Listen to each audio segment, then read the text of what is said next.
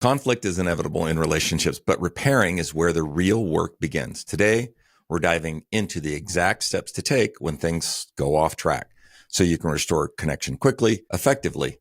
So that's next on Master Your Marriage.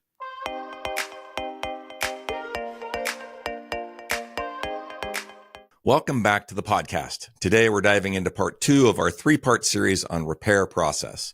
Repair is one of the most critical skills in building a healthy, resilient relationship. And if you missed part 1, you probably should just pause here, go back and listen to that episode before you pick up this one. And we can link to that in the show notes if you need it. That episode lays the foundation for everything we're going to discuss today, including why conflict isn't the enemy in relationships. In that episode, we talked about how successful relationships aren't free of conflict, actually. In fact, thriving couples sometimes actually have more conflict, but they do because they can handle it well with skill and with intention. So we must have a thriving relationship then. Why do we have a lot of conflict? I don't know. At times it seems like we're always going through the steps that we're going to teach you guys today. So the key takeaway for me in that first episode in this series was that all relationships go through a natural rhythm of harmony, disharmony, and repair. Do you remember that? I love that. I love that. The natural rhythm. Yes. Natural from connection to disconnection and then back to connection again. Yeah. So we all go through these periods of closeness and then we experience a rupture. And so we repair that rupture and we return back to closeness. And repair is so crucial because it's what keeps the cycle moving rather than getting stuck at that point of rupture. Yeah, I think maybe even if done right, it shallows out those troughs. Totally. In that cycle. Yes. Okay. So in part 1, we discussed how the first step of repair is sort of this internal work that each person must do, right? And so the first step really is all about willingness and choosing to return to your wise, mature self. So step 1 is remembering that this is someone that I love. This is someone that I deeply care about. And so I want to repair. Yeah. Right? And again, if you haven't listened to part 1 yet, make sure that you do and go back to that. It's packed with lots of insight about why repair is so essential in maintaining your relationship. Yes. So today we're going to build on that and we're going to dive into the next step in the repair process, which is step 2. Yep. And then next week we're going to get into step 3. So we're just going to cover these one step at a time. So step 2 and 3, that's where we really get into the nitty gritty of how to do repair. I'm a big how guy too. Like I want the steps. Yeah, I want the process. Yeah. So before we jump into those steps though, I want to ask you something I think is really important. When do you think repair should begin? When does repair begin? Take a moment, you guys at home, think about that. When should repair start? I mean, obviously after you broke something. Okay. Right?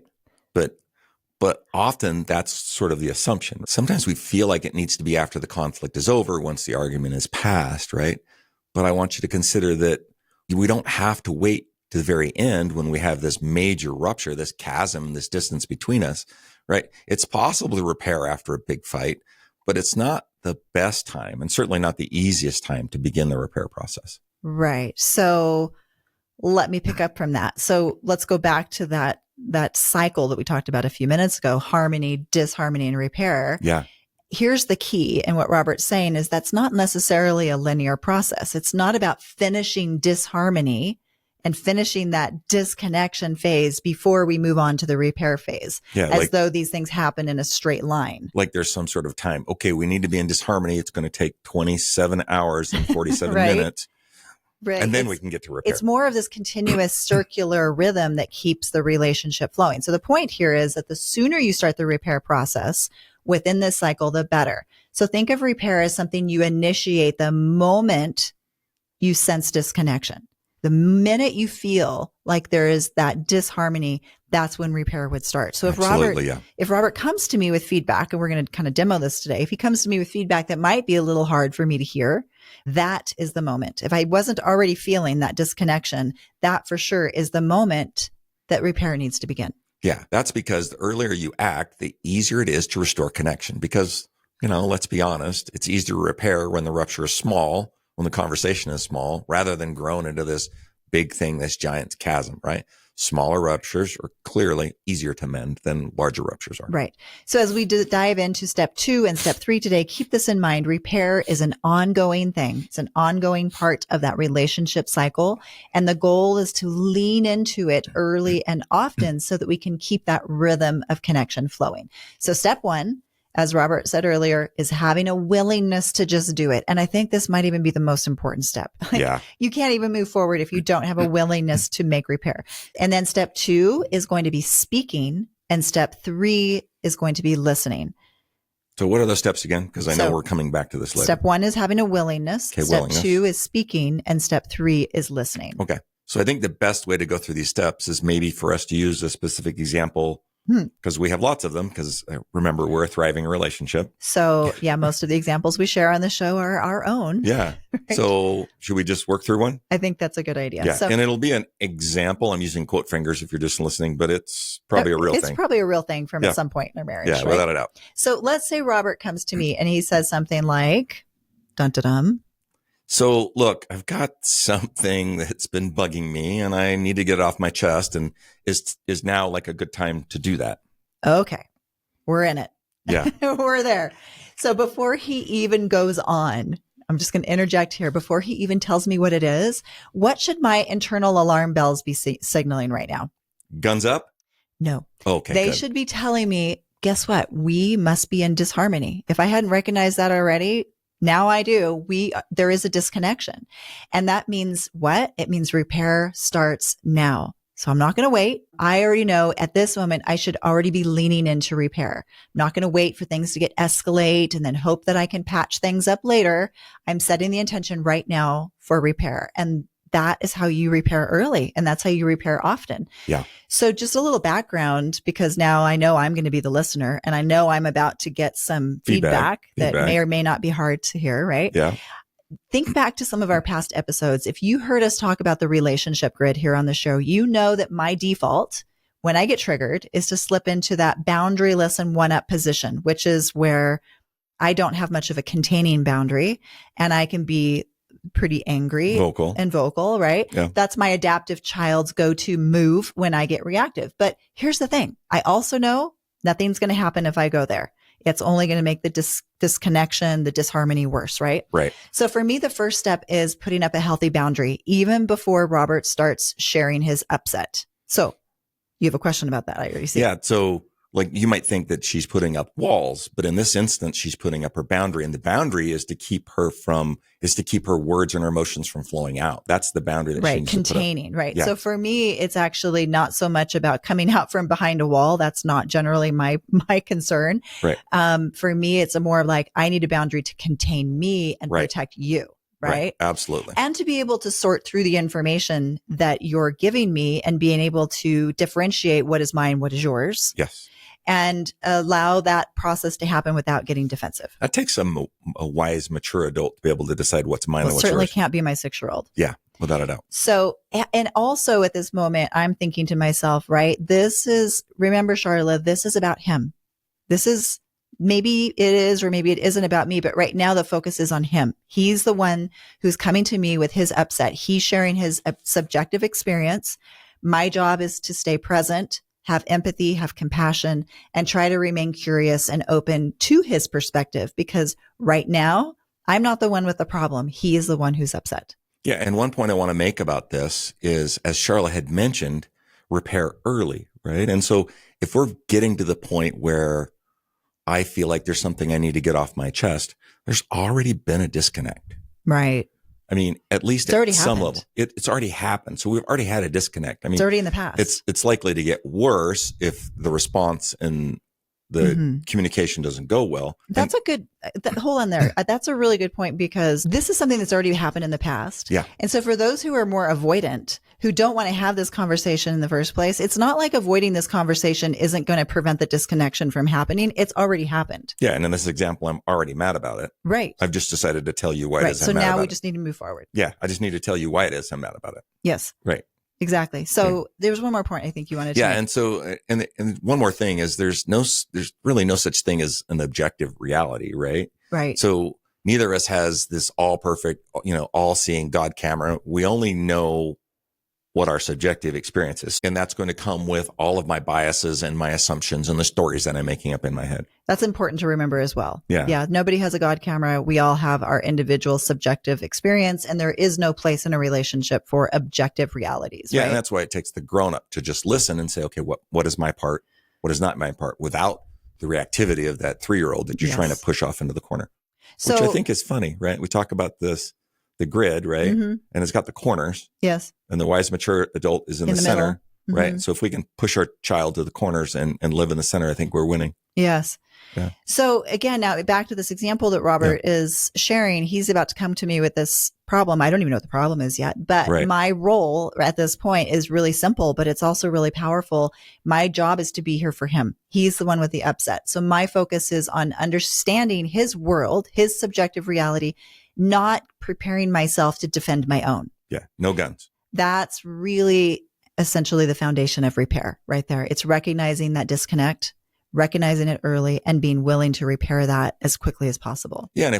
And as we mentioned in, step 1, this is someone that I love. Mm-hmm. So if you go into it with that, okay, I'm willing to listen. This is someone I love. I want to manage this situation. Right? Exactly. Yeah. Okay. So I think what's crucial to understand, like in this example, as we move forward, right, is this is not the time where we're going to start trading complaints. Oh, you want to trade complaints? I've got some back in my pocket. Right. Yeah. Well, what you did was blunt, right? So it's not the time for back and forth where both of you are just going, offloading all of these perceived slights or your different realities at this point in time. So that's a great point. As the listener, I just need to, again, remember, this is not about me. This is about his upset, and I need to listen to whatever Robert's situation is. So I compare this maybe to, like, let's just use a customer service example in my work, right? So we have 4 different physical therapy practices, and can you imagine if a patient wanted to give me some feedback about what was going on, and they said to me, hey, I noticed that your staff was sort of on their phones like the whole time, and I didn't really get the help that I needed. Now, as the owner, that would be very concerning for me. But what if I responded with my computer's been down all day and the internet sucks. So there is that. Ew. Yeah. How would you feel about that?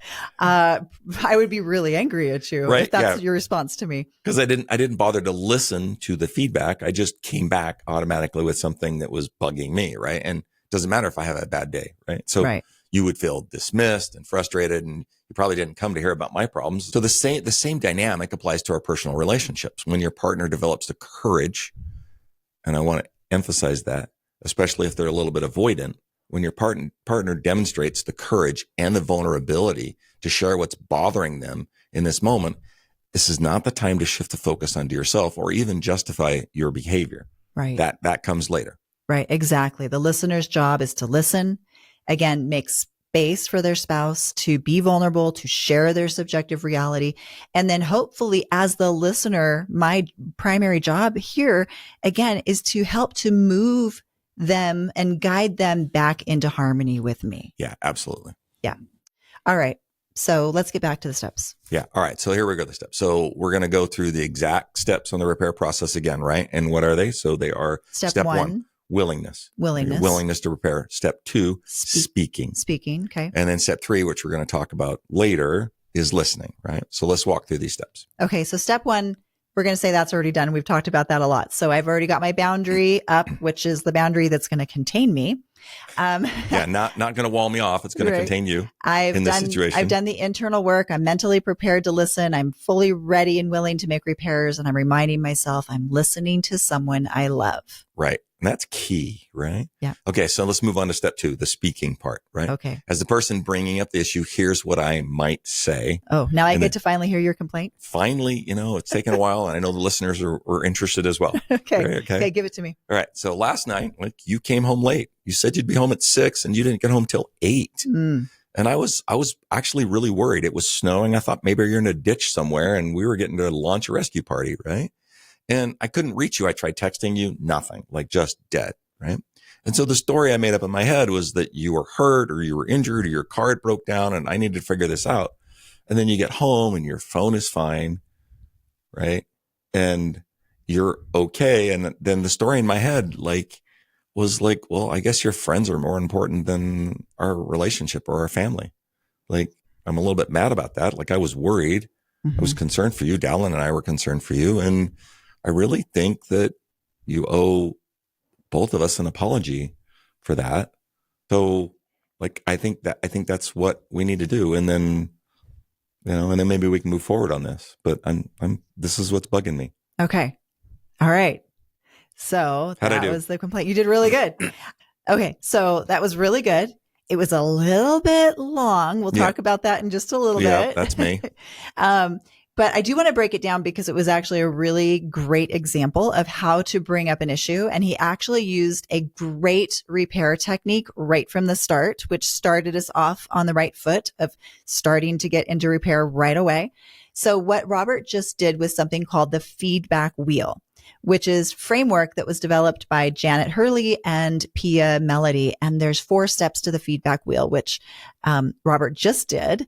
And I highly recommend that you write these 4 steps down. And what do you think? Do you think I should make a diagram of this? You're the Canva queen. I bet we can just talk her into that. Everybody raise their hand. Okay. Okay, good. All right. I'll do it. I'll make a little handout and put it in the show notes of these 4 steps, but you might want to write them down anyway. Let's go through what you just did step by step, because we got to hear it. Now let's dissect it. So what was the first thing you did? Step 1 was describe your subjective experience. This is just the facts. This is a straightforward description of what happened as you're watching it through a camera, right? So the first thing is, in the example, was like, last night you came home late and you said you'd be home at 6 and you didn't get home until 8. This is just what happened in the situation. Right. Said you'd be home at 6, came home at 8, and you were late. You didn't say anything about it. Okay. So what was important here is that Robert's just like, he's a newscaster. He's just saying, he didn't say, you're a selfish, inconsiderate person. I can't believe that this and his happened. He just said, you said you'd be home at 6 and you were home at 8. Yeah. Right. Oh. Super to the facts. You're just going to say what you saw or what you heard. Okay. Then the next step, which is step number 2 of this, is that you're going to then share the story that you made up in your head. So you probably heard Robert say, the story in my head, the story in my head. Okay. Right. That's important because anytime you're going to share your interpretation, you're no longer the newscaster.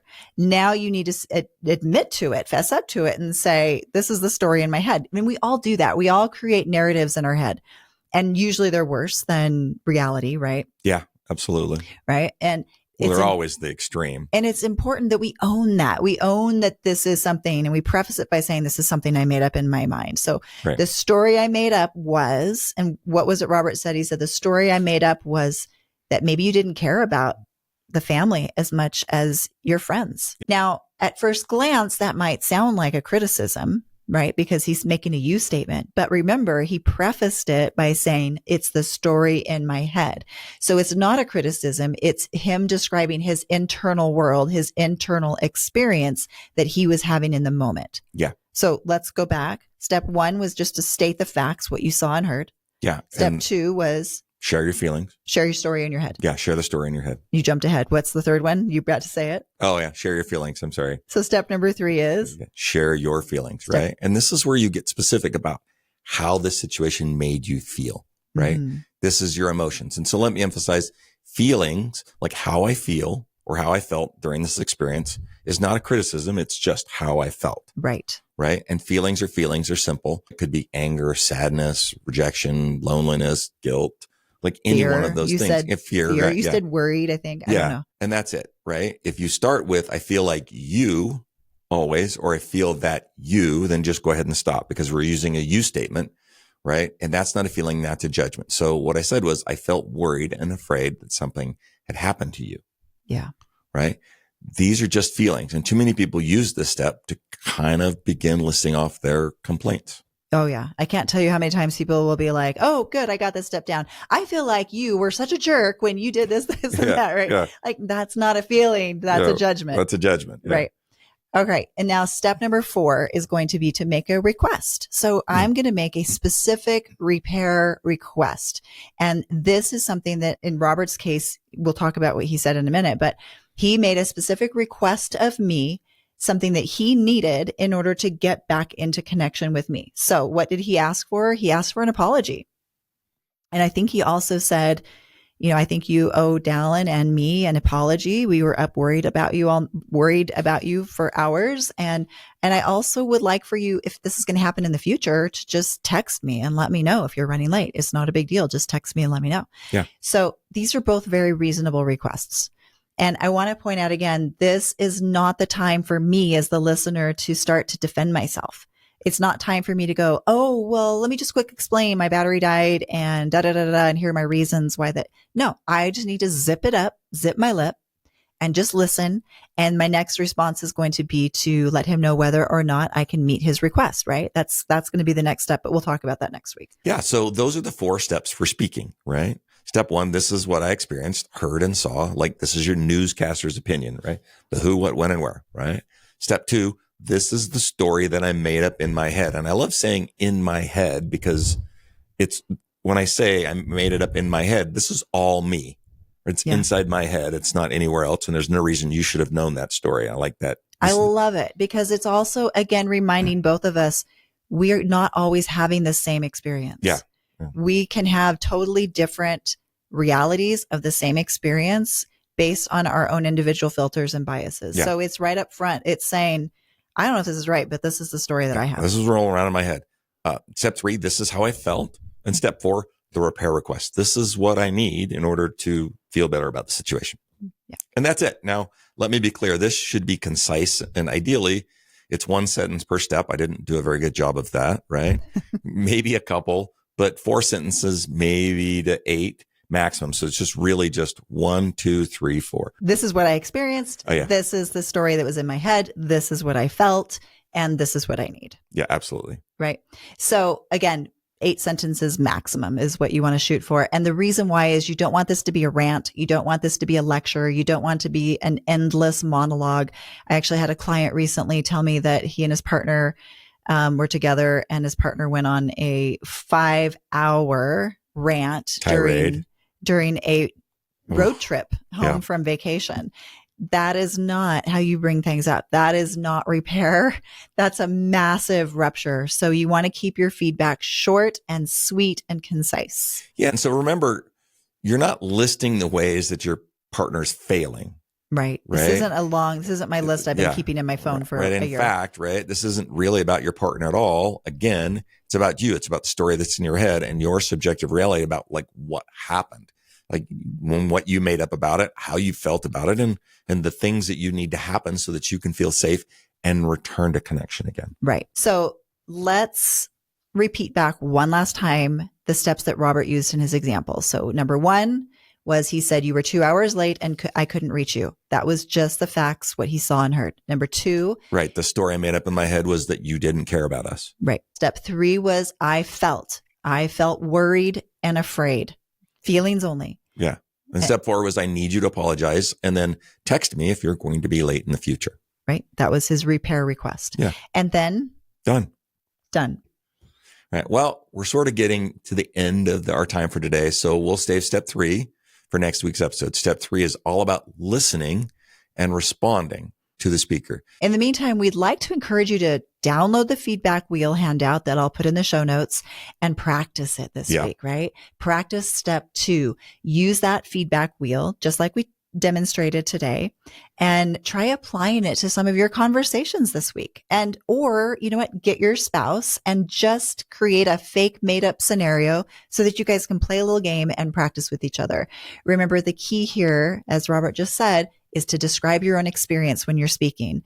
What's happening in your mind, what's happening in your body, what's happening that you're making up without talking about your partner. And when you do this, it keeps the conversation away from those accusations and blame. It's a really good thing to practice. Really good. And really just this, it's this, the story in my head. Yeah. And practice it when you're not flooded. Yeah, practice it when you're not triggered. And then you can make it turn into like muscle memory so that when you get into those a little bit more heated moments, you can actually utilize it. Yeah, absolutely. And then be sure to join us next week because we're going to dive into, again, the final step of the repair process, which is listening and listening in a way that truly repairs and restores connection. Well, thank you so much for spending your time with us today. If you found this episode helpful, we'd love for you to leave a 5-star review and a quick comment. It really helps us reach more couples who could use this guidance. And if you know someone who could benefit from today's message, please share it with them. And remember, be kind to each other this week. Put each other first. It's the small and simple things that make the greatest impact.